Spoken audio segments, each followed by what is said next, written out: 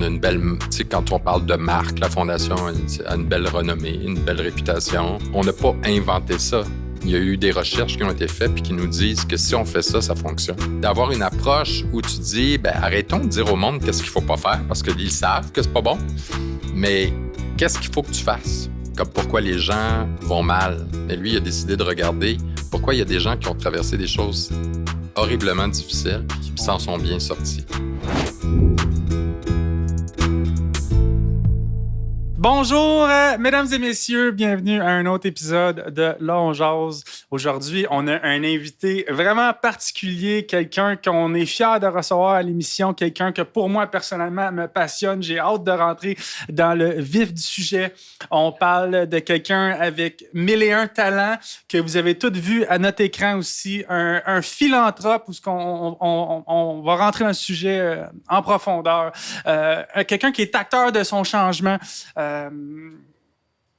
Quelqu'un d'influence, puis on a vraiment hâte de jaser. Mesdames et messieurs, je vous présente Jasmin Roy. Bonjour. Bonjour, merci d'être là. Ça fait plaisir. Malgré la tempête dehors. Ouais, c'est pas chaud dehors, là. on l'a eu. Ouais. That's it. Bon, encore une fois, là, merci pour vrai. Quand on a su que tu venais à l'émission, c'est pour moi ta cause, pour tout ce que tu fais, ton background aussi. Tu sais, je t'ai vu à la télévision. Fait que j'étais comme un petit enfant à Noël là, quand j'ai su que tu venais. C'est gentil. Fait que c'est super que tu sois là. Donc, Qu'est-ce que ressemble la vie de Jasmin au quotidien? C'est quoi tes projets présentement? On a des gros projets, surtout avec la Fondation. Mais c'est sûr que je donne toujours des conférences, mais à la Fondation, on a des gros projets cette année.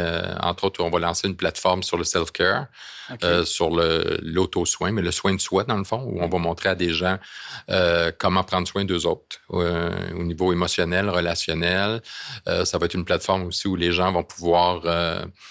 créer des groupes d'échange sur différents sujets. Là. Supposons que tu as des problèmes d'anorexie, tu vas pouvoir tu vas pouvoir rencontrer des gens. C'est un soutien entre pairs, ça peut être anonyme. Et ça va être lancé au mois d'octobre. On travaille sur un gros projet aussi sur... excuse-moi, mais c'est pas en connexion avec la Fondation? Oui, c'est avec la Fondation. Okay. Et un autre projet, c'est de réalité virtuelle dans la peau d'une personne racisée, parce qu'on a lancé plusieurs projets, dont dans la peau d'une personne LGBT qui a été un grand succès. Et là, dans le fond, nous autres, ce qu'on se donne comme mission, c'est de développer les compétences émotionnelles et relationnelles des gens. On fait appel à leur intelligence. On leur dit pas, fais pas ci, fais pas ça. On dit plutôt, si tu peux faire ci, mais maintenant, je vais te montrer ce qu'il faudrait faire pour avoir de meilleures relations. C'est une façon différente de toucher les gens. Complètement une autre approche, une approche éducative, en milieu éducatif, en milieu de travail, puis avec les aînés aussi, c'est la même façon de faire. Wow! On rentre dans le vif du sujet, mais la conversation est là. Qu'est-ce qui t'a fait lancer dans tout ça, dans la Fondation, dans tous ces 1001 projets-là, qui sont d'ailleurs... t'es un acteur de changement pour la société. Je pense qu'il faut protéger Jasmin Roy à tout prix parce que des gens comme toi, on a besoin. Je pense que c'est à cause de toi ou toi et ton organisme qu'on va vivre dans une meilleure société. Fait, qu'est-ce qui t'a poussé là-dedans? Premièrement, merci. Je fais ma part. J'ai pas l'impression que je vais tout changer. Qu'est-ce qui m'a poussé? Ça a été un coup de tête quand j'ai décidé de...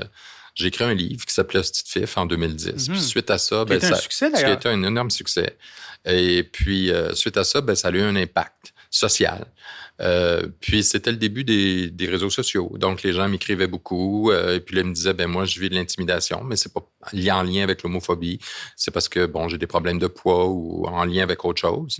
Et puis là, j'ai dit, pourquoi pas lancer une fondation pour lutter contre la violence et l'intimidation. Au départ, c'était surtout à l'école. Puis avec le temps, on a évolué parce que la recherche nous a démontré que l'intimidation, la violence, la discrimination, c'est souvent des problèmes émotionnels et relationnels. Puis ça prend des solutions émotionnelles et relationnelles à partir de mesures éducatives. Donc, il faut éduquer les gens à avoir de meilleures relations, de mieux gérer leurs émotions parce que si tu gères mal ta colère, tu vas avoir des moins bonnes relations avec les autres. Puis avec la montée des problèmes de santé mentale qu'on a dans notre société, c'est des apprentissages sociaux et émotionnels qu'il faut mettre de l'avant, mais dans tous les milieux. Et c'est vers là qu'on s'est dirigé, nous autres, à la Fondation. Nous, on parle de saines habitudes de vie émotionnelle et relationnelle. Puis, Et pourquoi? Ben moi, j'avais vécu de l'homophobie à l'école. J'ai eu des troubles anxieux au début de l'âge adulte. Et suite à ça, ben, j'ai écrit mon livre, mais je m'attendais pas que ça ait un impact comme ça. Puis je sentais que la population me faisait confiance. Puis je leur ai dit, ben, OK, je vais lancer une fondation, mais j'ai fait ça sur un coup de tête. Écoute, je savais pas dans quoi je m'embarquais parce que c'est plus de travail qu'on pense. Hein. C'est toute une gouvernance, une fondation. C'est très difficile. J'ai appris sur le tas. Mais, et moi, la difficulté que j'ai eue, c'est qu'au départ, euh, ça a créé beaucoup d'attentes. L'impact était énorme. Et puis, j'avais pas de structure. Tu sais, j'avais un conseil d'administration, mais il a fallu que je me structure parce que de la philanthropie, c'est tout un travail. Puis éventuellement, ben, Sophie Desmarais, de la famille Desmarais, s'est jointe à la fondation. Puis ça a été tout un changement parce que moi, j'avais une vision, mais elle a pu aussi nous aider avec financièrement à donner naissance à ma vision, à créer, tu sais, comme la plateforme sur le self-care, l'auto-soin qu'on va lancer en octobre.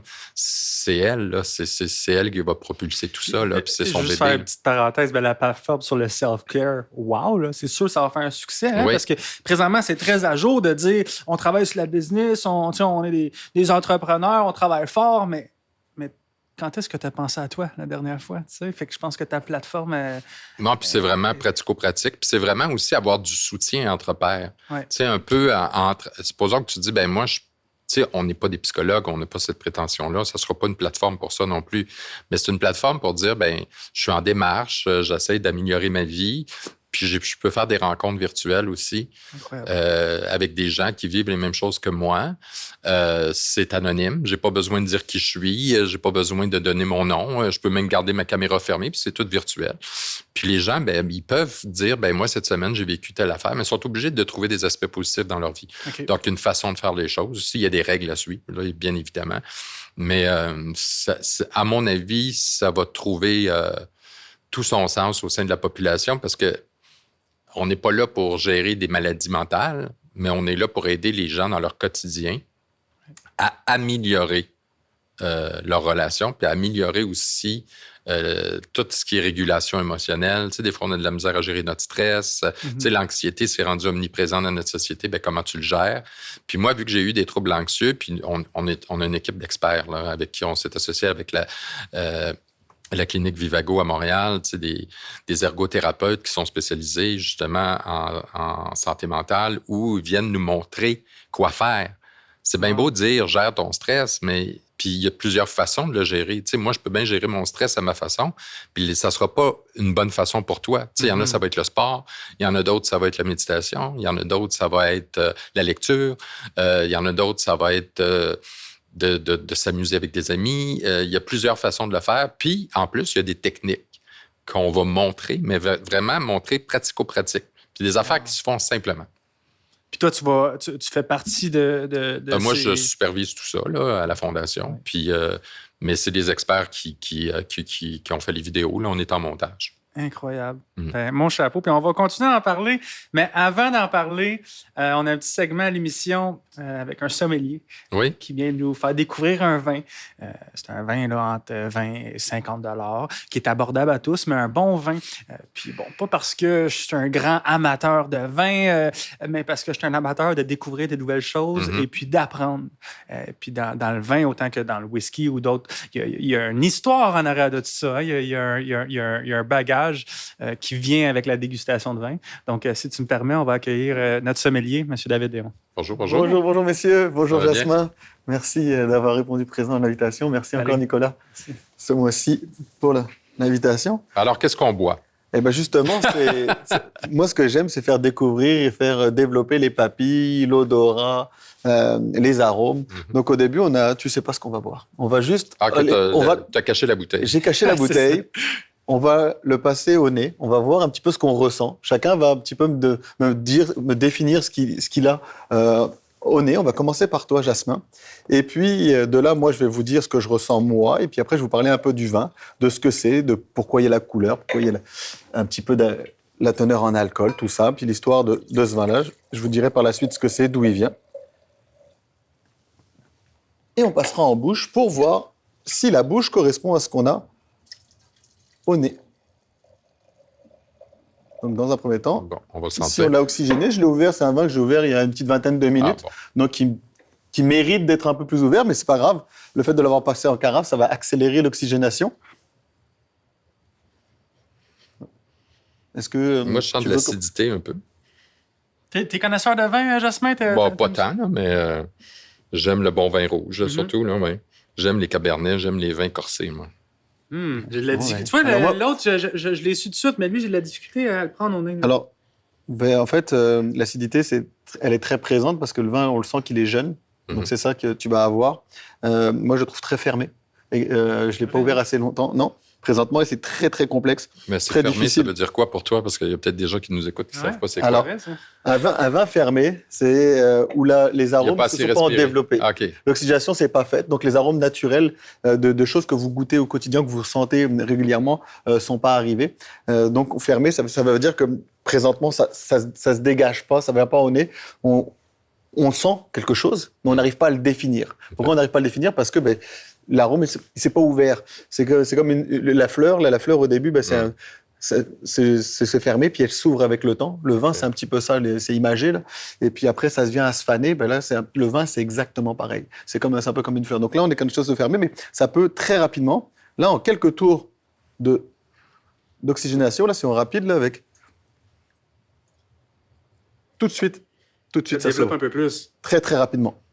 Donc là, moi, ce que j'ai, puis vous allez me dire si vous ordonnez, moi, j'ai des tanins, un petit peu d'écurie, un petit peu de quelque chose au cuir. J'ai beaucoup de cuir. J'ai du cuir, j'ai des épices, j'ai très peu de fruits. Vraiment très difficile. Un vin un peu noir, un peu sombre. Je ne sais pas si vous avez Là, c'est du réglisse. Maintenant que ça s'ouvre un petit peu plus, je ne sais pas si j'ai peut-être trop accéléré par rapport à vous au niveau de l'oxygénation.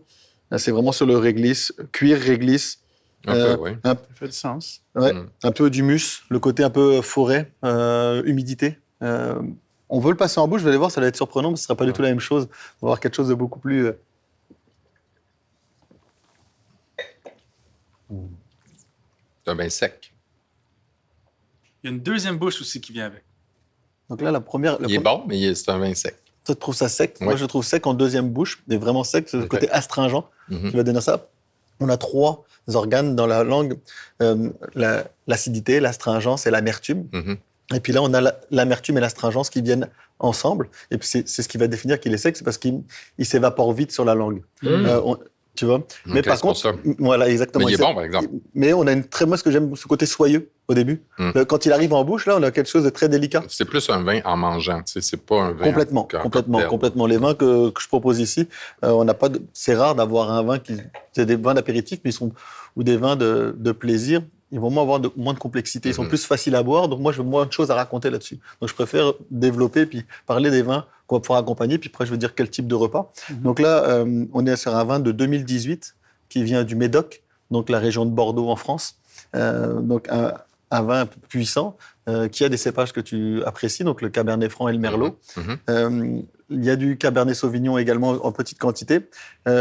Cabernet Sauvignon va donner un petit peu le côté un petit peu tannique du vin. Le Merlot, la rondeur, le fruit. Il y en a très peu ici. Et le Cabernet Franc, le pourcentage de Cabernet Franc définit la longueur de garde. Plus dans la bouteille en arrière, tu vas voir le pourcentage de Cabernet Franc. 5%, il ne se garde pas longtemps. 10%, un peu plus longtemps. 15% de Cabernet Franc, on peut le garder jusqu'à 15-20 ans. Donc ça, c'est un petit cue pour les téléspectateurs. OK, oui, parce que je savais pas ça. Le Cabernet Franc va te donner le potentiel de garde du vin. OK. Voilà. Donc, moi, je vais vous laisser déguster ce vin-là pendant le podcast. Ben oui. Et puis, je vous souhaite... Tu peux le faire déjà? Oui, parce que je veux qu'il s'oxygène tout simplement. Il va chauffer beaucoup plus vite dans le verre que dans la carafe parce que vous allez le tenir avec vos doigts et vos mains. Et la température du corps va réchauffer plus vite le vin. Et puis, il faut qu'il se réchauffe un tout petit peu pour dégager les arômes.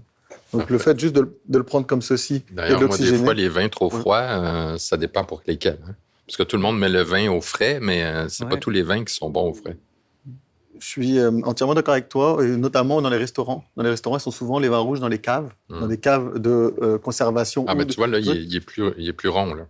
Il va vraiment s'améliorer avec le temps. Et puis, même dans une demi-heure, tu vas vraiment plus l'apprécier. Et puis, ça va me permettre donc d'avoir une première bouche et une deuxième bouche et des joies de l'oxygénation. Merci, bon podcast. Merci à toi. Merci Je vous en beaucoup. prie. Au plaisir. Cheers avant que tu partes. Allez, petite Ciao. chaise. Bonne année 2025. Bonne année. Merci, Jasmin. Merci, Mes David. vœux de réussite et de bonheur. Intéressant, ce petit segment-là. Oui, hein, c'est puis, intéressant. On apprend des choses. Toujours à apprendre. Puis moi, étant pas un grand connaisseur, quand j'arrive dans les parties de famille, mais là, je peux parler du vin comme si je connaissais ça. Ah, mais, ben moi, le vin rouge, moi, j'aime beaucoup le vin rouge. Puis OK. des fois, le monde met le vin rouge au frigo. Il y a certains vins rouges que tu sers frais, mais il y a des vins rouges, température de la pièce, c'est meilleur. Il faut faire attention. Même, je vais me passer à l'idée de business, tu pourrais même avoir ton propre vin rouge. Oh mon Dieu, Imagine, non. Non, merci. Le jasmin roi. Il serait Non. écœurant. Non. Avant le segment, on parlait de ta fondation, puis je veux qu'on continue dans cette lancée-là. Vas-y. Puis après ça, on va discuter un peu de ton temps en avant de la caméra. Hein? Tu as fait plusieurs apparitions, je pense, notamment Salut, bonjour, Occupation double, et puis la liste continue. Mais c'est ça, je voulais qu'on continue à parler un peu de la fondation. On disait tantôt que Mme Desmarais, elle avait embarqué dans le projet tout récemment. Ah ben non, Sophie est là depuis longtemps. OK, quand même. Oui, elle est arrivée, je pense, la 3e année de la Fondation. Puis on s'est liés d'amitié avec le temps. Puis Sophie, ben, j'y présente les projets. Puis le self-care, c'est vraiment parce que c'est elle, c'est la plateforme de clavardage, c'est son idée. Elle voulait faire ça parce qu'elle a aussi eu des problèmes de santé mentale. Puis elle participe à des plateformes comme ça, puis ça l'aide énormément. Fait que je dis, ben pourquoi pas en faire une québécoise là, ou canadienne. Puis là, c'est comme ça que c'est parti. Puis c'est sûr qu'il va y avoir la plateforme, mais on va plus loin aussi, on donne des outils. Je trouve ça admirable, tout ça, parce que tu pourrais faire un million d'autres affaires. Là. Oui, mais je suis bien dans ce que je fais. Tu es bien dans ce que tu fais. Je choisis mes projets. C'est très créatif. J'ai la confiance de beaucoup de gens autour de moi. On a une belle... Tu sais, quand on parle de marque, la Fondation a une belle renommée, une belle réputation. Puis on travaille toujours avec des chercheurs aussi, c'est ça, ou avec des spécialistes.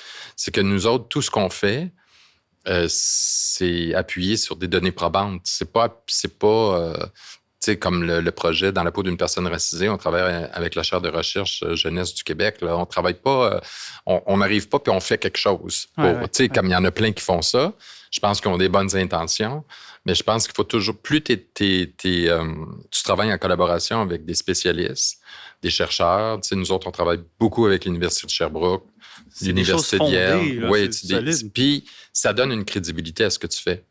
Parce que quand tu arrives avec un outil, ben tu dis, on n'a pas inventé ça. Il y a eu des recherches qui ont été faites puis qui nous disent que si on fait ça, ça fonctionne. Fait que, puis souvent, même, on va faire évaluer nos outils pour voir c'est quoi, jusqu'où ça va, c'est quoi la portée, c'est quoi ses forces, c'est quoi ses faiblesses. Puis je pense que quand tu travailles comme ça, ben tu te trompes pas. Puis en plus, il faut qu'on ait une certaine responsabilité auprès des gens. Parce que nous autres, on travaille avec des gens vulnérables, là, c'est ce qu'on représente. On donne des outils, mais il faut aussi que tu aies cette espèce de responsabilité-là de dire on ne peut pas faire n'importe quoi. Puis, c'est dommage, mais il y en a qui font n'importe quoi. Oui.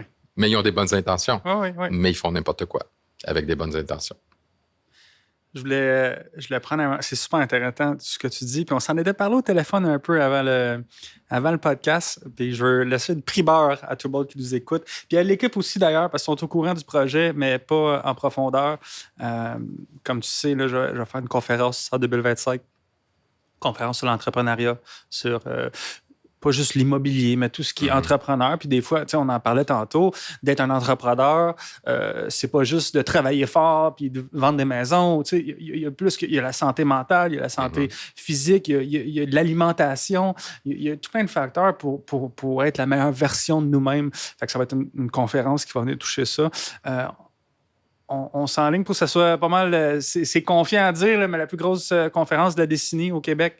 On veut vraiment faire de quoi... On va être là. On va faire de quoi d'énorme. Et puis, j'aimerais ça qu'on le fasse pour un organisme caritatif. Et puis, j'aimerais beaucoup que ta fondation soit en arrière de nous et puis qu'une portion des profits soit versée. Merci d'avoir pensé à nous. Oui, avec grand plaisir. Merci d'avoir pensé à nous. Cheers to that pour parce que les gens l'oublient, mais... Quand tu es comme moi, PDG d'une fondation, c'est de l'entrepreneuriat. Tellement. Ben oui. Et c'est de l'entrepreneuriat qui n'est pas similaire à ce que toi tu fais ou à une compagnie privée parce que la gouvernance est différente. tu as un conseil d'administration. Tu as des règles à suivre aussi au niveau légal. Puis c'est beaucoup créer des projets, les amener à terme, trouver les gens crédibles aussi. Tu sais, je veux dire, quand tu travailles avec des gens comme des PhD, des gens qui sont crédibles puis qui mettent leur nom là-dessus, il faut que tu livres. Puis financer tout ça. Faut que tu le finances. Ben oui. Fait que, et ça, pour moi, les gens sous-estiment l'entrepreneuriat social parce qu'on pense, oh, c'est des organismes communautaires, puis blablabla. Bla, bla, bla, bla. Mais je crois sincèrement qu'on doit voir les organismes comme des entreprises. Et il faut que ça soit géré comme des entreprises. 100%. Donc, tu sais, même moi, des fois, j'ai travaillé avec des gens. La majorité du temps, ça va bien, mais ça s'est moins bien terminé. Parce que moi, je regarde des résultats. Je veux dire, moi, si je t'embauche, moi, comme président d'une fondation, je dois faire passer les intérêts de la fondation avant même mes propres intérêts à moi. Donc, après ça, tu te dis, ben, ça ne fonctionne pas parce que moi, je regarde des résultats. Moi, j'ai besoin de résultats parce que j'ai un conseil d'administration. Puis, il faut que j'arrive avec des résultats. Ils vont me demander, c'est quoi les résultats? Puis, tu as le droit de te tromper. Mais donc, à un moment donné, il faut être rigoureux, mais toujours dans le respect le plus possible. Mais puis nous, on travaille beaucoup en collaboration, fait qu'il y a des bonnes et des moins bonnes collaborations. Comme toi, probablement, comme agent immobilier, des fois, tu as des bons et des moins bons clients. Il faut vivre avec ça. Oui. Wow.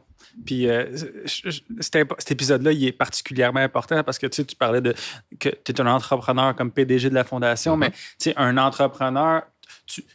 Quelqu'un qui travaille dans les meubles, un entrepreneur dans les meubles va trouver quelque chose par rapport à ce que tu dis parce que de l'entrepreneuriat reste de l'entrepreneuriat. C'est sûr que c'est des domaines différents, mais il y a quelque chose que toi tu fais que je suis sûr qui peut être intéressant pour même ma business.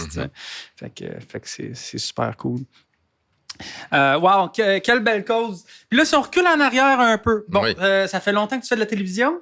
Fait combien d'années? Là, j'en fais plus bien. Je cours pas après non plus. Si on m'appelle, ça va me faire plaisir d'en faire. Mais j'ai commencé à 24 ans avec Chambre en Ville. J'avais l'air d'un petit jeune de 17 ans. Il y a 5 ans de ça, 10 ans de ça. Ça fait un bout, là. Écoute, j'ai 59, j'ai commencé à 24. Pardon. Puis après ça, j'ai eu une période un peu plus tranquille. Puis ça repartit à un moment donné en fou. J'ai travaillé beaucoup en animation, plus par la suite. J'ai travaillé dans Caméra Café. J'ai fait toutes sortes d'affaires. De la radio, de la mise en scène. J'ai écrit des livres. J'ai quand même écrit 5 livres. J'ai 2 livres qui sont sortis en France. Tu sais, j'ai un beau parcours. J'ai été gâté. Mais tu sais, ça me manque pas. Si ça arrive, écrire des livres, oui, je vais en faire d'autres. Quand je vais avoir du temps, parce que des fois, je suis pris dans mes projets. Tu sais, l'année passée, on a sorti un grand sondage sur la diversité sexuelle et de genre. Ça m'a pris beaucoup de temps. C'est un des plus gros sondages. Là, tu vois, là, je l'ai présenté à Bob Ray, l'ambassadeur du Canada à l'ONU. Je l'ai présenté à la Commission des droits de la personne. Je l'ai présenté au Comité des sages. Là, je m'en vais au World Anti-Bullying Forum en Norvège au mois de juin, le présenter. Incroyable. Puis bon, c'est parce que c'est ça aussi. Hein, tu es entrepreneur, tu veux développer. On a été aux États-Unis, on est en Nouvelle-Orléans présenter nos ateliers de réalité virtuelle à la Fondation. Là, tu vois, il y a eux autres, ils n'appellent pas ça des commissions scolaires, mais il y a des gens qui sont intéressés en Indiana d'avoir ces ateliers-là. Donc, de les donner. Donc, ils ont été impressionnés par ce qu'on faisait. Donc, c'est de ça aussi, c'est de faire connaître ce que tu fais. On collabore beaucoup avec la France. C'est global, là. C'est big, là. Oui, bien, c'est ce que je dis des fois au monde. Ils disent, tu t'ennuies pas trop du milieu artistique. Ben, c'est parce que ça me donne tellement l'opportunité de faire des affaires que j'aurais... Tu sais, j'ai été donner une conférence à l'ONU à Genève. Qui c'est qui aurait pensé faire ça? Tu sais, j'étais là. Je suis invité des fois à des trucs. Puis je fais comme, qu'est-ce que je fais ici? Fait que oui, on est content. On est très, très, très, très, très content. Ça ressemble à quoi les conférences? Puis j'imagine que chaque conférence est différente de une, dépendamment de ton auditoire. Ma conférence, là, présentement, qui a le plus de succès, c'est l'éloge de la bienveillance. Cultiver les saines habitudes de vie émotionnelles et relationnelles. Oui, ça marche très bien. Puis si tu avais un golden nugget de cette conférence-là à donner à nos auditeurs, ça serait quoi? Sans dévoiler le punch, là? Bien, c'est difficile parce que cette conférence-là, c'est vraiment sur l'importance de cultiver des meilleures relations avec les autres, mais aussi d'apprendre à gérer ses émotions, donc à s'auto-gérer. Parce que c'est bien beau de dire je suis anxieux, mais tu sais, des fois, il faut que tu te gères. Puis souvent, je dis, Jeannette Bertrand a fait un beau travail. Elle nous a dit qu'il fallait exprimer nos émotions, puis tout. Et moi, je dis, après ça, il faut que tu exprimes tes besoins. Puis il faut que tu gères tes émotions aussi. Ouais. Tu sais, à une époque, moi, l'époque de mes parents, qui était l'époque beaucoup de Jeannette Bertrand, puis Jeannette, on a travaillé ensemble. Je veux dire, j'ai été très privilégié de le faire. Puis c'est que déjà, mes parents, juste d'exprimer leurs émotions, c'est un défi. Mais là, on dit, il faut aller un peu plus loin. Si tu vis une émotion, c'est que tu as des besoins. C'est quoi tes besoins? Es-tu capable de me le dire? Fait que j'apprends aux gens l'importance de ça. Puis je parle de contagion émotionnelle aussi. Que les émotions, c'est contagieux. Ouais. Puis plus on est lié avec quelqu'un, supposons que nous, on passe beaucoup de temps ensemble au travail, puis on a une bonne complicité. Puis moi, je suis stressé, j'ai plus, il y a la résonance du stress. Le cerveau, il va répondre à mon stress, ton cerveau, vu qu'on est connecté. Mm-hmm. Donc, si tu es en amour avec quelqu'un, si tu passes du temps, ou c'est souvent avec les enfants, on va leur dire, si ton enfant est stressé, commence par gérer ton stress. Tu viens de gérer 50% du stress de ton enfant. Donc, c'est des affaires comme ça que je fais réfléchir les gens, je les sors de leur zone de confort. C'est très interactif aussi. C'est différent aussi comme type c'est de les conférence. apprentissages socio-émotionnels. C'est ce qu'on devrait faire dans les écoles. Ouais. Qu'on ne fait pas assez. On le fait plus au primaire, très difficile d'appliquer au secondaire. Wow. C'est tellement important, en plus, l'école. Là, c'est à qui je parlais de ça la semaine passée. Tu sais, nos professeurs, dans le fond, c'est les héros de la société. Tu sais, l'école, c'est comme la base de tout. Puis tu parles d'impliquer ça dans les écoles. Wow, là, tu sais. Au primaire, ils le font de plus en plus. C'est facile à faire au primaire parce qu'au primaire, l'enseignant a sa classe. Fait qu'il crée des liens avec ses élèves. Mm-hmm. Puis le lien est important parce que maintenant aussi, la recherche a démontré que plus le lien est bon avec les élèves, avec tous les élèves, bien, plus l'élève apprend facilement. D'accord? Il y a même des études qui disent la première semaine d'école, on ne devrait pas lancer les jeunes tout de suite dans les apprentissages. On devrait plutôt créer des bonnes relations, apprendre à se connaître et après ça, intégrer les apprentissages parce que ça se fait plus rapidement. Et au secondaire, ce qui est difficile, puis ça, l'UNESCO en a beaucoup parlé dans le dernier colloque où j'ai été aux États-Unis là, sur la violence à l'école, c'est qu'on a un problème systémique. Il y a trop d'élèves dans une école. Tu sais, des écoles de 2000 personnes, c'est un problème systémique. C'est difficile de créer des liens avec autant d'élèves pour les enseignants, que des fois, ils vont enseigner les mathématiques, vont dire j'ai 200 élèves, c'est difficile. Et les apprentissages socio-émotionnels, ça se fait, c'est une approche, hein, c'est pas, il faut que tout le monde le fasse. Puis c'est difficile parce qu'ils changent d'enseignants selon les matières. Il faut que les adultes revoient aussi leur comportement parce que si l'adulte a des mauvais comportements, ça nuit à l'apprentissage des élèves. C'est contagieux un peu. Là, c'est complètement contagieux. Le rôle de l'adulte est super important. Et puis, c'est ça qui est difficile parce que, tu sais, on est dans un système qui est comme ça.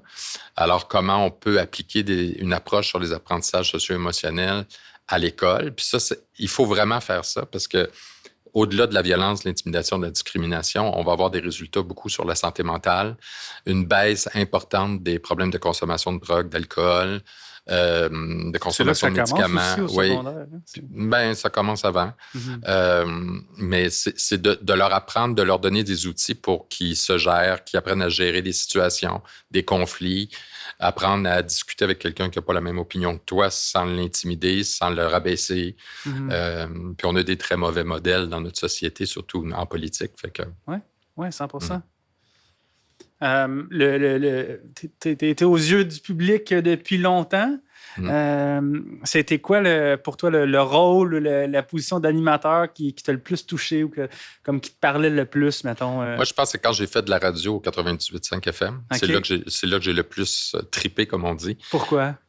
Parce que c'était de la radio parlée, c'était du contenu, c'était de l'apprentissage constant. Tu sais, le soir, avant de... Tu sais, des fois, j'animais des émissions du matin. Les fins de semaine, ça durait 3-4 heures. Tu sais, tu finissais ton émission, puis dans l'après-midi, tu lisais tes rapports de recherche, tu apprends sur les gens, tu découvres des choses, tu discutes avec tes recherchistes parce que des fois, ta recherchiste a dit j'ai un bon sujet pour toi. Puis là, tu lui dis ben, j'y crois pas, ben, ton affaire, vends-moi-les parce que je comprends pas trop. Là, donne, tu sais, il y a de l'argumentation. Ah non, ça, j'ai beaucoup aimé ça. Ça, si on m'appelait pour faire de la radio parlée, je dirais oui, demain matin. Puis entre être acteur puis animateur, c'est très différent, hein? J'imagine les deux, je connais pas trop ça. C'est très différent. Si tu avais à choisir un des deux, c'est tellement pas le même travail. Ouais. Les deux sont passionnants. Moi, je te dirais qu'animer, c'est agréable parce que tu as plus de contrôle sur ce que tu fais. Tandis que quand tu joues un rôle, ben, tu joues un rôle, tu arrives avec des textes, bon, tu proposes des affaires. Je veux dire, les gens, ils nous imposent pas, fais ci, fais ça. Des fois, oui, ils vont dire, ben là, t'es mieux de faire ci. T'écoutes ton réalisateur, ton metteur en scène. Mais tu arrives avec des textes, il faut que tu suives le texte. Le personnage a une ligne, il faut que tu l'exprimes d'une certaine façon parce qu'ils disent, ben, le personnage, il agit de telle manière. Fait que tu suis cette ligne-là. Mais tandis qu'en animation, tu as plus de liberté. Ouais. Moi, je t'ai vu d'ailleurs pour la première fois, c'était à Salut Bonjour.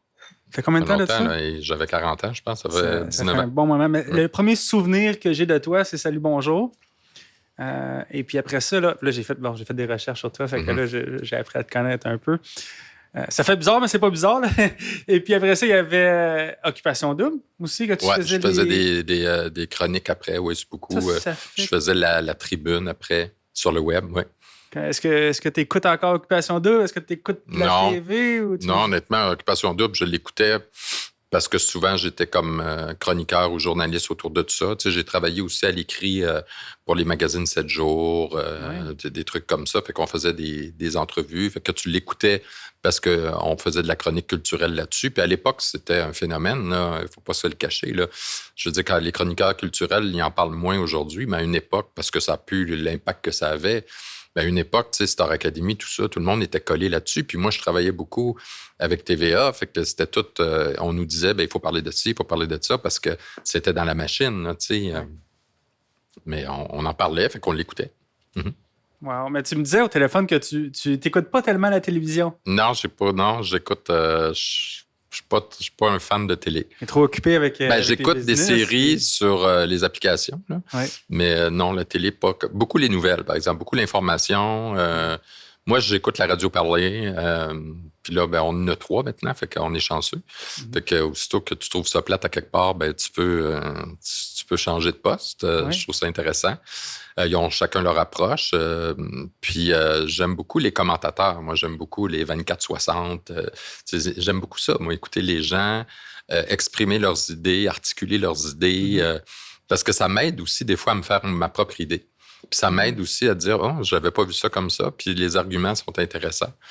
Puis c'est ça, j'aime bien ça. C'est drôle parce que dans l'épisode d'avant, on a parlé un peu de la liberté d'expression. Hein, de s'exprimer, puis d'être capable de dire ce qu'on a. Puis dans le respect des autres. C'est ça, exactement. Tu sais, des dénonciations méchantes ou... évidemment, mais la liberté d'expression, je pense que la radio aussi, puis vient aider avec tout ça. Hein? Oui, si la radio parlait, des fois, moi, je trouve que la pauvreté du Québec, des fois, c'est qu'on a toujours les mêmes personnes qui parlent. Puis même des fois, on n'ose pas trop mettre de l'avant des gens qui sont plus à droite dans leurs propos. Moi, j'ai pas de problème avec ça parce que je pense qu'il faut que justement que tout le monde soit entendu dans une société. Je pense que des fois, de ne pas entendre certaines personnes, ça peut créer plus de problèmes qu'autre chose. De les laisser s'exprimer, d'articuler leurs idées, puis de les confronter. Et de se confronter nous-mêmes. Oui. Parce que souvent, la droite c'est vu comme des grands méchants loups. Mais des fois, dans les gens qui sont un peu plus à droite, puis tu sais, la droite au Québec, quand tu vas ailleurs dans le monde, en France, on est pas mal à gauche. Là. Puis même au Canada. Là. Fait que on n'est pas c'est pas de la droite radicale. Là. Je pense que il faut donner la chance aux gens de s'exprimer. D'ailleurs, pendant la pandémie, moi, c'est ce que je trouvais un peu dommage au Québec. c'est qu'en France, on laissait librement les gens s'opposer dans les médias aux mesures du gouvernement. Mhm. Ici, on avait beaucoup plus de difficultés là-dessus. OK? Puis je pense que les gouvernements ont fait une bonne job. Ils ont fait ce qu'ils ont pu dans des circonstances exceptionnelles. Cela dit, c'est intéressant de voir pourquoi les gens, il y a certaines personnes qui s'opposent à ça, qui sont contre ça. Puis je crois que c'est le devoir aussi des médias de mettre ça de l'avant. Puis depuis quelques années, on sent que des fois, on fait venir souvent les mêmes personnes, c'est les mêmes commentateurs. Et ça appauvrit un peu la démocratie. Je suis totalement d'accord. Totalement d'accord. Puis, évidemment, je ne suis pas tant dans le domaine que ça, fait que corrige-moi si j'ai tort, mais peut-être certaines chaînes ou certaines compagnies poussent un certain message de l'avant. Ça, je ne suis pas sûr de ça, par exemple. Moi, je pense pas. Okay. Ça, par exemple, tu sais, moi, j'ai travaillé dans des réseaux d'information, 98.5, TVA. Moi, j'ai jamais vu ça. OK. J'ai jamais vu ça. Tu vois, c'est le fun de l'entendre de l'interne de quelqu'un qui est là, tu sais. Ouais. Puis, je suis plus là-dedans, là, mais moi, ça, je crois pas ça. Ça, c'est des gens qui inventent ça. Ouais. Est-ce que des fois, on veut avoir un bon commentateur bien articulé, puis on appelle cette personne-là parce qu'on sait qu'elle va donner du jus, là, tu sais, on fait un show de télé, là, où on fait un show de radio. On veut avoir quelqu'un qui est articulé. Mais oui, probablement. Mais des fois, on en découvre des nouveaux.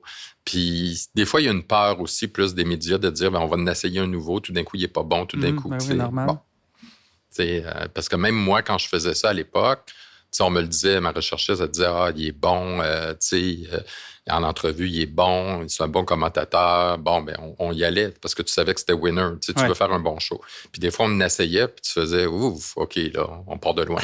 C'est ça. Ah ben, Colin. Tu as parlé des livres. Les livres, moi, je me suis comme découvert une passion dans la dernière année et demie, au niveau de la lecture. Je pense que c'est essentiel de lire, que tu lis en audiobook, que tu lis un livre physique. Peu importe la façon que tu lis, je pense que c'est essentiel de lire. Ça nous amène des connaissances. Fait que je veux qu'on en parle un peu de ta nouvelle, pas de nouvelle, mais ta passion pour l'écriture. Moi, je n'ai pas de passion pour l'écriture. Okay. Moi, je me suis jamais considéré comme un auteur. Il y en a qui écrivent, c'est leur vie. Mm-hmm. Moi, quand j'écris un livre, c'est un projet. Donc, j'en ai dans ma tête, là. Puis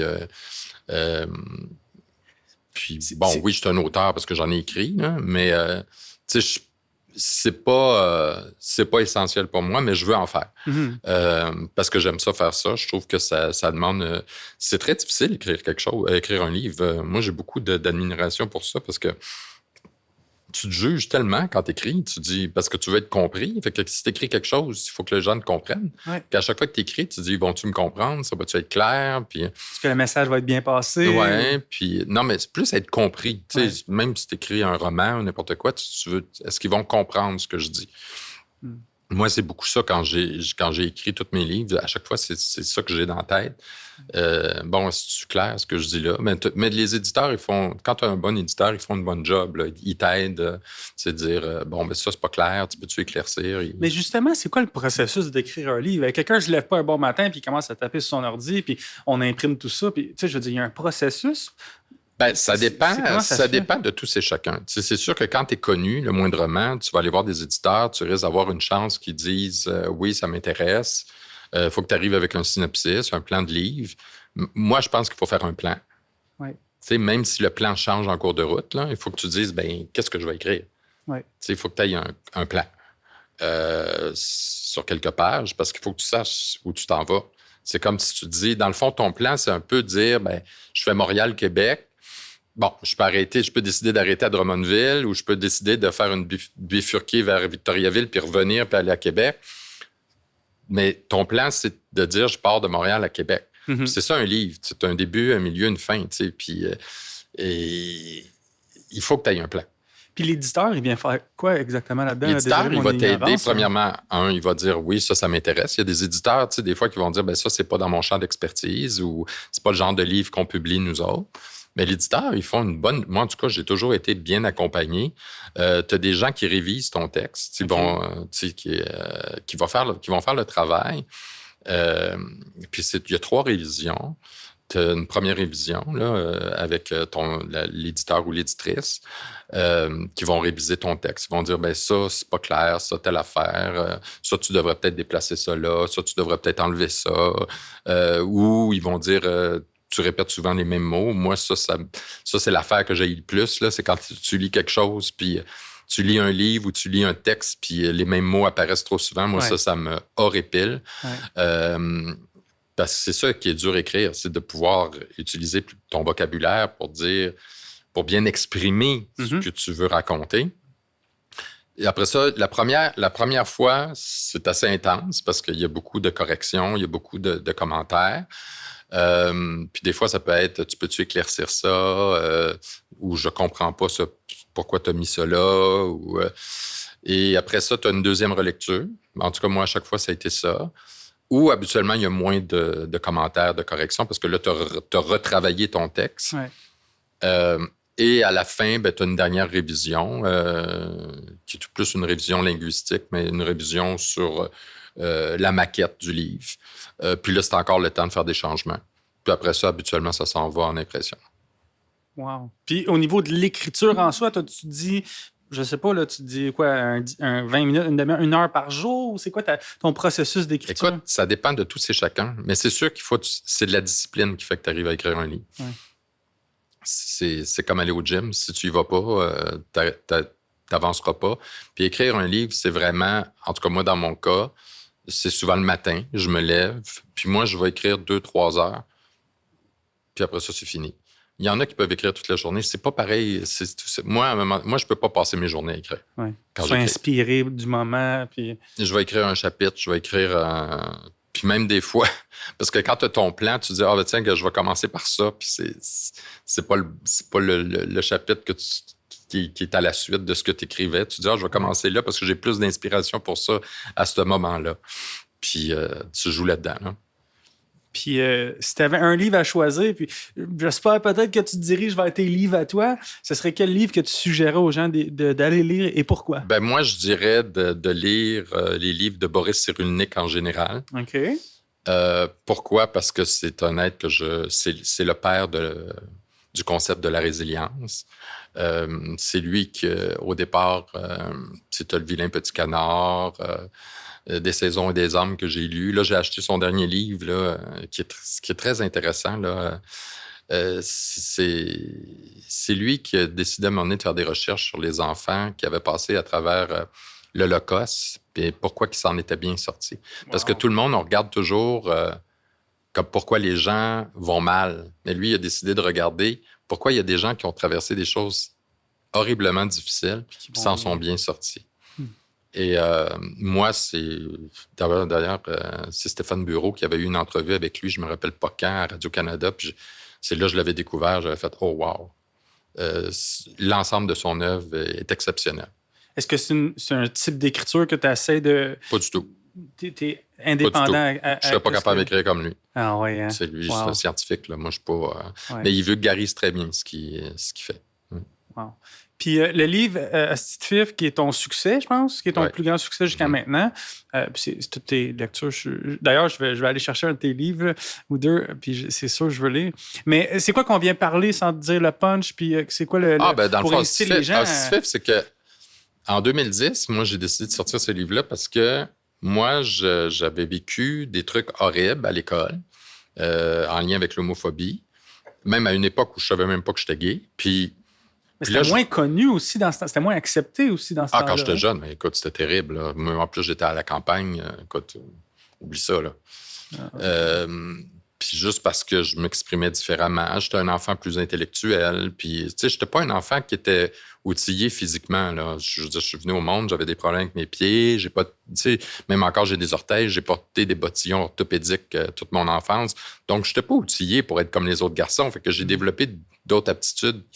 La lecture, le bricolage, la cuisine, tu sais, des affaires qui étaient plus réservées aux filles. Là.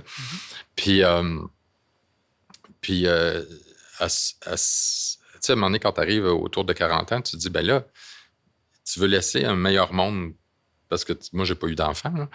Puis là, je voyais qu'il y avait des jeunes qui vivaient la même affaire que j'avais vécue. Je dis, ça n'a pas de bon sens. Ouais. Puis encore aujourd'hui, là. Puis ça n'a pas de bon sens. Là. Je veux dire, les lois sont supposées nous protéger. Pourquoi les lois ne sont pas appliquées à l'école? Puis c'était un peu ça. Fait que c'était mon histoire. Puis en deuxième partie, c'était des histoires de jeunes qui vivaient ça encore. Et là, moi, quand j'ai sorti ça, je me rappelle, j'allais en entrevue, tout le monde disait, on pensait que c'était réglé, cette affaire-là. Je disais, non, c'est pas réglé. Même en 2025, c'est pas réglé. Oui.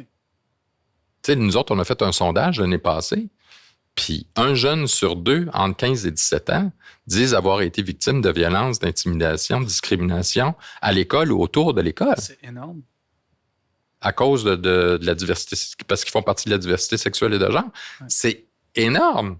Fait que c'est loin d'être réglé. Puis, pas juste ça, tu te dis, on a un problème de société parce qu'on n'est pas capable de régler le problème. Pourquoi qu'on n'est pas capable de régler ce problème-là? Pourquoi? Je sais Parce pas. qu'on ne s'y attarde pas. On s'y attarde pas. On n'en parle pas assez. On va parler plus de racisme, on va intervenir plus sur le racisme dans les écoles qu'on va intervenir là-dessus. Oui. Encore aujourd'hui. Ça s'est amélioré. On est chanceux au Québec. Dans des pays, je peux te dire que ça part de plus loin que ça. Là. On est chanceux, mais on a du boulot. C'est tellement un gros sujet. On pourrait en parler longtemps parce que c'est pas juste pour les enfants non plus. Il y a des adultes aussi. Attends une minute. Quand quelqu'un vit de l'intimidation dans une école, là, c'est pas juste l'enfant qui souffre, là. C'est sa famille au complet. Oui. J'en ai des frissons à en parler, mais oui, 100%. Oui. C'est tout le monde qui souffre. Puis il n'y a personne qui gagne là-dedans. Là. C'est prouvé, d'ailleurs, que les jeunes qui vivent l'intimidation, oui, c'est prouvé qu'ils ont plus de problèmes de santé mentale, mais c'est prouvé aussi que les jeunes qui intimident les autres, eux aussi, vont avoir des problèmes sociaux importants. Il n'y a personne qui gagne là-dedans. Là. Ils vont avoir plus de problèmes de consommation de drogue, d'alcool, ils vont se retrouver dans des relations toxiques à l'âge adulte, violence conjugale et tout, là. Violence faite aux enfants. Il n'y a personne qui gagne là-dedans. Est-ce que tu as déjà revu ou reparlé à des gens qui t'ont intimidé quand tu étais plus jeune? Ou... Oui, quand j'ai sorti mon livre, là, oui. Ils t'ont approché ou... Oui, à un moment donné, il y en a un qui m'est venu me dire, on était cave. Je dis, ben oui, mais regarde, moi, dans mon livre, je dis, écoutez, là, si je vous demande pas de venir vous excuser, puis tout ça, parce que c'était une époque, hein. Fait que, puis j'en veux pas. Moi, j'en veux pas. J'ai plus de rancune, j'ai plus de colère, j'ai plus de peine. Sauf que je vous demande, par exemple, de m'accompagner dans mes efforts pour régler ce problème-là. Mm-hmm. Wow, incroyable. Mm. Et puis si tu avais un conseil, c'est toujours de donner une plus-value aux gens qui nous écoutent. Si tu avais un conseil à donner à quelqu'un qui vit l'intimidation au quotidien, homme, femme, peu importe la situation, ça serait quoi? Ben, premièrement, de trouver quelqu'un avec qui on va pouvoir parler, de signaler le problème. Puis c'est sûr que, tu sais, dans les milieux éducatifs, on en a. Là, d'ailleurs, là, on a recommencé l'école. Hier, à la Fondation, on avait des appels. Nous, on ne fait pas d'aide directe. Là, mais on va les conseiller, aller voir le protecteur de l'élève. Mais on en a, là. Nous autres, quand l'école recommence, là, ceux qui ont fini l'école se faisaient intimider, ils reviennent à l'école. Ils sont anxieux, ils vont pas bien. Puis les gens vous écrivent sur les réseaux sociaux? Ils appellent. Okay. Ouais. C'est pas moi qui réponds, mais ils appellent. Puis nous autres, on n'est pas là pour donner de l'aide. Puis nous autres, on ne peut pas aller se mêler de ce qui se passe à l'école. On n'a pas le droit légalement de faire ça. Mm-hmm. Mais on va leur dire, avez-vous parlé à la direction? Si vous n'êtes pas content, appelez le centre de service scolaire ou le protecteur de l'élève. Mais le protecteur de l'élève, ils font ce qu'ils peuvent. À part de faire des recommandations, ils ne peuvent rien faire. Oui. Je pense qu'aussi... des fois, ça peut dire... Tu peux dire, allez voir le DPJ. Je veux dire, à un moment donné... Il y a des ressources, là. Il y a des ressources, mais il y a encore beaucoup de laxisme. Mm-hmm. Mm-hmm. On protège très mal nos enfants dans notre société québécoise. Qu'est-ce que tu veux dire? On les protège mal. Même la DPJ, tout ça, là, ils essaient de faire des modifications, mais je trouve qu'on n'est pas des très bons adultes au Québec avec les enfants. On leur donne tout, il y a beaucoup d'enfants rois, mais on leur donne pas de limites. On leur donne pas... Parce qu'un enfant est aimé quand il y a des règles et des limites. Oui. Oui. Ben oui. Mais quand il n'y en a pas, l'enfant fait un peu n'importe quoi, puis Et les intervenants dans les écoles, ils se font dire de ne plus faire ci, de ne plus faire ça. À un moment donné, quand tu ne peux plus faire des arrêts d'agir dans une école, quand la science te dit que c'est la première chose à faire, on a un problème. Parce que les parents qui laissent aller leurs affaires, il est jeune, il peut faire tout ce qu'il veut. Je pense pas que c'est de rendre une faveur. C'est pas la majorité des parents. Je te dirais que la majorité des parents, ils vont collaborer avec l'école quand il y a un problème. Mm-hmm. Mais tu as des parents qui sont comme leurs enfants, un peu, là, tu sais, puis qui eux-mêmes vont être violents avec les gens de l'école. Là. Je pense pas. Il y a beaucoup de violence là, de certains parents avec les membres de ces écoles. Ouais. Il y a une expression qu'on disait dans l'armée, puis on disait guns don't. Tu sais, les fusils ne tuent pas les gens, c'est les gens qui tuent d'autres gens. Tu sais. Puis au final, je pense que le problème réside. Peut-être pas, corrige-moi, j'ai tort, là. Mais je pense qu'une partie du problème, ça vient de la maison. Tu sais, si c'est pas un accident, pas c'est toujours, toi qui conduis. Pas toujours. Non. Parce que des fois, tu as des parents, moi j'en connais, là, qui ont des parents qui ont des enfants qui ont des troubles de comportement à cause de certaines conditions. Puis qui ont tout fait, là. Ils ont tout essayé. Là. Puis moi, je les vois, ils vivent beaucoup de désespoir parce que c'est pas en lien du tout avec leur éducation, c'est pas comme ça qu'ils ont élevé. Mais tu sais, il y a des jeunes qui ont des troubles de comportement. Ouais. Puis il y en a pour qui on peut mettre en place des mesures éducatives, ça va fonctionner. Il y en a pour qui c'est extrêmement difficile. Puis c'est difficile d'y arriver.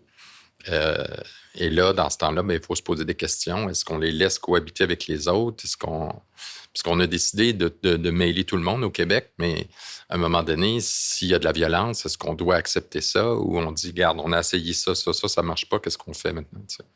Wow. Mais je suis convaincu, je le sais que les gens qui nous écoutent vont trouver une plus-value. Puis au final, si on a réussi à aider une personne avec l'émission d'aujourd'hui, pour moi, du moins, c'est mission accomplie. Fait que, encore une fois, pour la 18e fois, merci d'être là aujourd'hui. Ça m'a fait plaisir. on a un petit segment qui s'appelle la question corsée. OK. Qui est encore en connexion avec le vin. J'ai toutes les questions en avant de moi à l'écran, fait que ça, j'ai sais, mais les questions corsées, je les sais pas. Ah, tu les sais pas, OK. Fait que c'est une surprise pour les deux. Est-ce que tu veux piger une question, puis on la lit ensemble? Je vais prendre la première. Ah ben là, tu vas la lire, j'ai pas mes lunettes.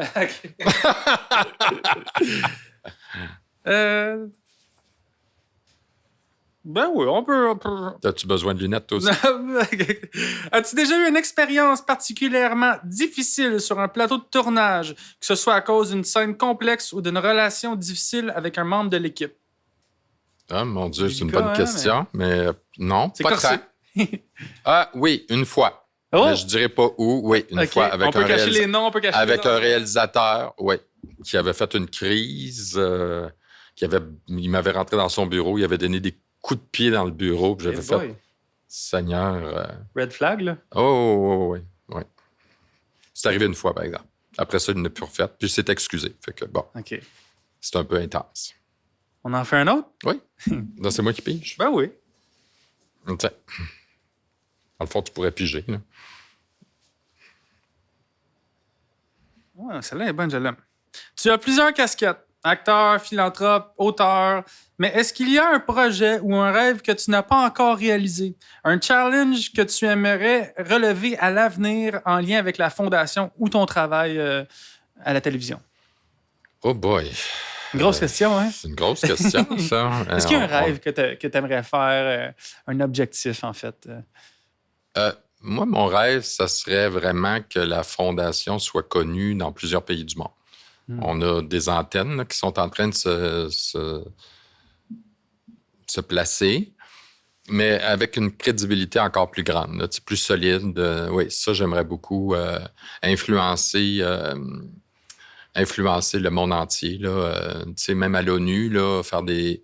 je parlais de ça là, avec un collègue français cette semaine, là, puis aller faire des représentations là, sur la diversité sexuelle et de genre, sur la violence à l'école. On l'a fait beaucoup avec l'UNESCO à un moment donné. J'étais sur un comité consultatif pour un sommet qui avait eu lieu pendant la pandémie, c'était virtuel. Okay. Mais on était sur un comité consultatif, puis d'influencer un peu aussi, parce que je pense qu'on fait beaucoup de bonnes choses au Québec. On a beaucoup de très bons chercheurs aussi au Québec sur ces enjeux-là. Puis si on pouvait influencer un peu mieux le reste du monde, leur faire comprendre un peu plus qu'est-ce qu'on fait puis qu'est-ce qui marche, et puis continuer à influencer ici aussi.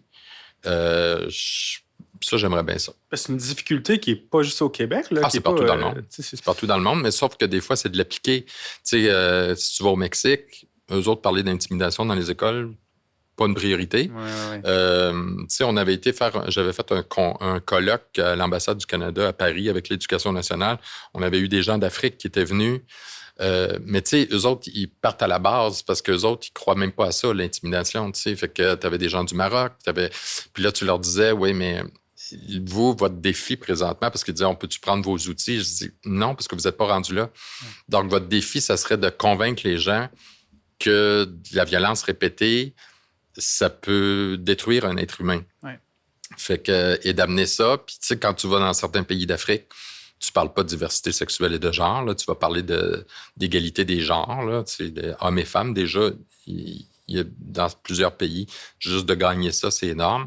Ouais. Fait que, tu sais, il faut aussi comprendre, il y a une espèce de diplomatie qu'il faut mettre en place quand tu travailles avec le reste du monde. C'est quand ils viennent te voir puis qu'ils voient tes affaires, ils disent, mon Dieu, c'est formidable. Tu dis, oui, mais toi, il faut que tu y ailles à l'échelle de où vous êtes rendu dans votre culture.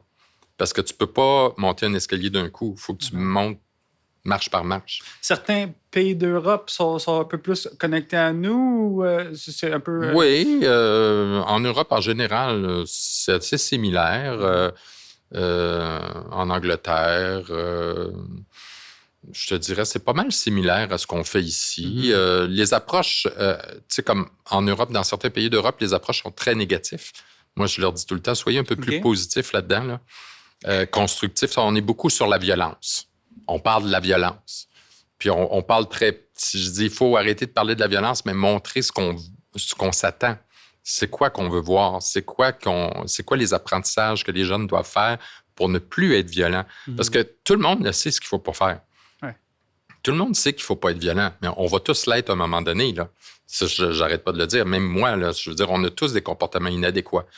On va tous l'être. Puis surtout, des fois, quand on est ignoré, on va réagir. On va dire, hey, là, c'est quoi ton problème? Ben oui, parce que tu dis, attends, là, tu peux pas ignorer ce que j'ai à dire dans la société à répétition. C'est une forme de violence, ça aussi. Donc, c'est d'avoir une approche où tu dis, ben arrêtons de dire au monde qu'est-ce qu'il faut pas faire parce qu'ils savent que c'est pas bon, mais qu'est-ce qu'il faut que tu fasses? Parce qu'on est très fort dans nos sociétés à dire, fais pas ci, fais pas ça. Ouais. L'action, des fois, on prenne la patte un peu. Ouais. Moi, je vois des publicités, des fois à la télévision, je vois des affaires, je dis, OK, mais moi, je suis face à cette situation-là. Là. Je suis une personne qui a ces comportements-là. Comment je change? Personne ne nous montre ça. Mais changer. Oui, il faut que tu changes, par exemple. Tu as un problème. Ouais. C'est ça qu'on dit. Oui, c'est ça. Mais la personne, des fois, qui a ce comportement-là, dans sa tête, elle n'a pas de problème. 100%. Et toi, tu arrives, tu lui dis que tu as un problème. Tu dis, au lieu de dire ça, tu dis, regarde, c'est un comportement qu'on n'accepte pas, mais je vais te montrer le comportement qu'on accepte dans notre société, dans notre école, dans notre milieu de travail. Ça change tout. Wow.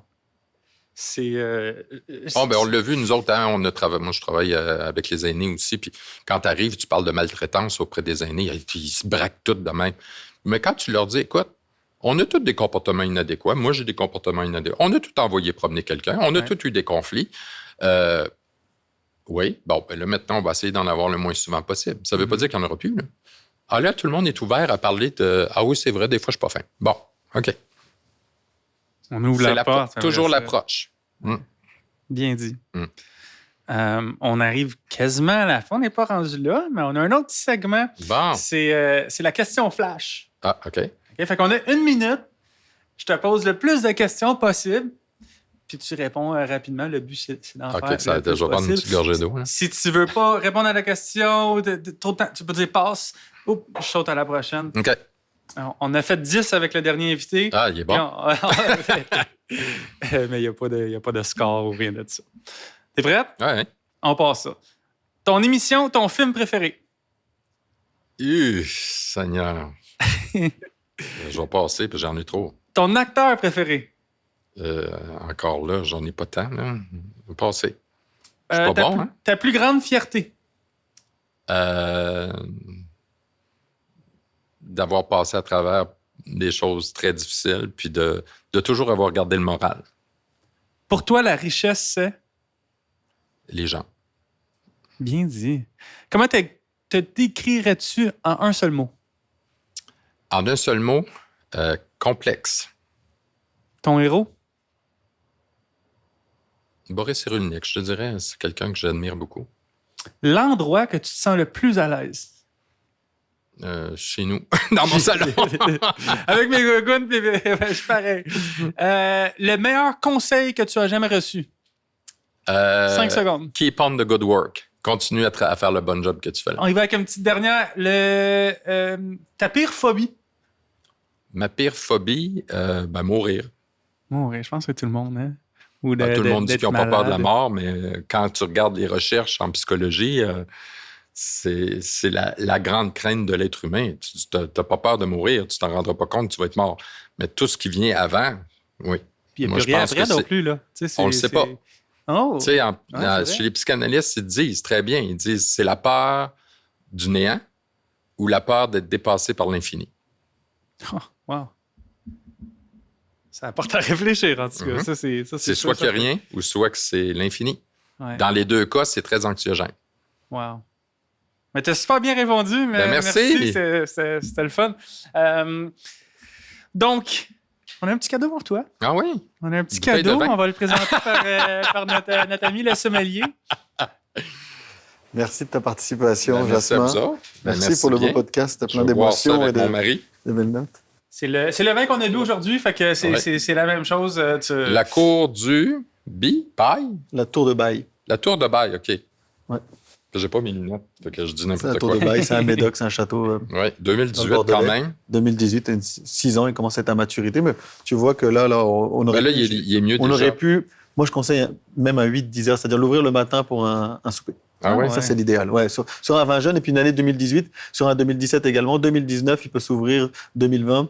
Il y a eu plus d'ensoleillement. Ils sont moins fermés, on peut les ouvrir un peu plus Ah, tard. c'est vrai, des fois, ça dépend de l'année. L'année est Fait que tu me très, textes très le importante. matin, Jasmin, puis je viens pour C'est le ça, je souper. viens d'ouvrir je viens d'ouvrir ma bouteille. Amène le steak. Ouais,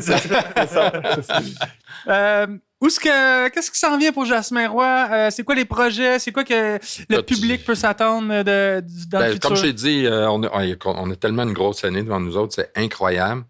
Mais là, je vais aller en Norvège. Là, je vais voir aussi avec comment je peux faire avancer les dossiers avec l'ONU là, sur le dernier sondage qu'on a fait. On a Dans la peau d'une personne racisée qui va sortir au printemps. Mais il y a tellement d'autres projets autour, là, je ne peux pas tout parler. Là. Puis on a la plateforme Self-Care au soin de soi qui va sortir en octobre l'année prochaine. C'est pas mal avancé. Puis des fois, il y a des choses qui se produisent au fur et à mesure. Ouais. Parce que je suis un petit peu boulimique. Fait que quand je vois quelque chose d'intéressant, je fais comme OK, ça m'intéresse. On y va. Wow. T'en as beaucoup sur ton assiette, beaucoup de beaux projets. Moi, je suis chanceux parce que les gens m'appellent. Les gens nous proposent des affaires, ils nous donnent on a même des trucs qui nous sont donnés. Une conférence bientôt. Oui, c'est C'est ça. ça, tu vois, tu le savais pas, puis là, c'est C'est intéressant, boum, ça vient Ben te ouais. chercher. Alors Ben tu ouais. t'embarques, et puis. La plus grande conférence du monde entier. Ouais, c'est ça, depuis 10 ans, depuis Ouais, cette nuit, du c'est Québec, ça. on va C'est se garder au ça, Québec, c'est le ça. Canada.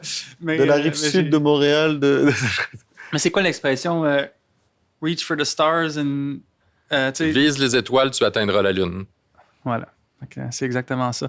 Merci, Jasmin. Merci Merci. mille et une fois. Je sais qu'il y a une plus-value incroyable à aller chercher. Pour si des gens qui veulent contacter ton organisme, qui veulent rentrer en contact. FondationJasminRoy.com, tout est là. jasminroy.com. Ouais, si vous voulez faire des dons aussi, vous êtes les bienvenus. Voilà. Et puis, on se reparle pour la conférence. Merci. Good. Merci tout le monde. Prochain épisode. Au revoir. C'est quoi le challenge? Comment qu'on arrive de A à B? Voici l'éléphant. OK, on prend la chaîne, on coupe là, on fait ça, on mange ça, boum, t'es rendu en phase 2. Quand tu décides d'être un professionnel entrepreneur, ben c'est là que tu step up. Puis c'est pas de prendre les plus gros risques, c'est de te former, de prendre du temps pour toi, puis de balancer un petit peu. C'est quoi mes 2 ou 3 aspects de ma vie que je veux optimiser cette année? Est-ce que je veux tout changer? Non. Un milliardaire, il est cordé aux 5 minutes. J'ai des gens qui ont des plages horaires ou autres, puis qui n'ont pas le temps.